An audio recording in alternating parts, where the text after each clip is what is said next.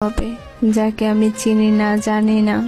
আমার অনিচ্ছা থাকার সত্ত্বেও সে আমার শরীরে স্পর্শ করবে। আমি চাইলেও তখন কিছু করতে পারবো না, কারণ এই শক্তিটা যে আমার আর থাকবে না। আমার অনেক ঘৃণা লাগবে, কারণ আমাকে অন্য কেউ ছোঁয়ার কথা ছিল। এইটা সে না, অন্য কেউ। তখন আমি খুব কান্না করব, আর সে মনে করবে আমি সুখে কান্না করছি। কিন্তু সে বুঝবে না এইভাবে প্রতিদিন এক একটা রাত আমার কাছে ধর্ষণের রাত। তখন যে আমার কিছুই করার নাই, আমি একটা কাগজে স্বাক্ষর করে আমার নিজের জীবনটা অন্যের হাতে তুলে দিয়েছি। প্রতিদিন তার পরিবারের মন জোগাড় করে চলতে হবে আমাকে। কিন্তু আমি তো তোমার পরিবার নিয়ে স্বপ্ন দেখেছিলাম, তোমার পরিবারের মানুষগুলোর মন জয় করে চলবো স্বপ্ন দেখেছিলাম। অথচ দেখো, আজ কিছুই হলো না। এক সময় এইসবে আমি অভ্যস্ত হয়ে যাব।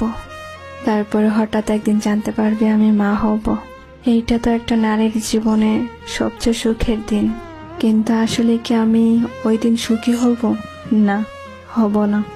ওই দিন চিৎকার করে কাঁদতে ইচ্ছা করবে, কারণ এই বাচ্চাটা আমাদের ভালোবাসার চিহ্ন না। তারপরও তাকে এই দুনিয়াতে আনতে হবে, কারণ বাচ্চাটার তো কোনো দোষ নেই।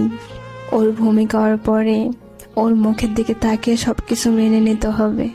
একসময় তাকে বড় করা, স্কুলে নিয়ে যাওয়া, তাকে মানুষের মতো মানুষ বানাতে গিয়ে কখন যে 50 পেরিয়ে চুল পাকতে শুরু হয়ে যাবে বুঝতেই পারবো না। এর মাঝখানে তোমাকে অনেক মনে পড়বে, তখন লুকিয়ে লুকিয়ে অনেক কাঁদবো। তারপরে দিন শেষে দীর্ঘশ্বাস ফেলে আবার ব্যস্ত হয়ে যাব। তারপরে হয়তো কোনো এক রাতে ঘুমের মধ্যে চলে যাব না ফেরার দেশে।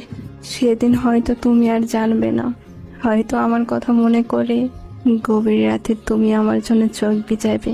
হয়তো ভিজাবে না, আর নয়তো ভিজাবে, কিন্তু আমার মনের কথাগুলো অবশ্যই থেকে যাবে।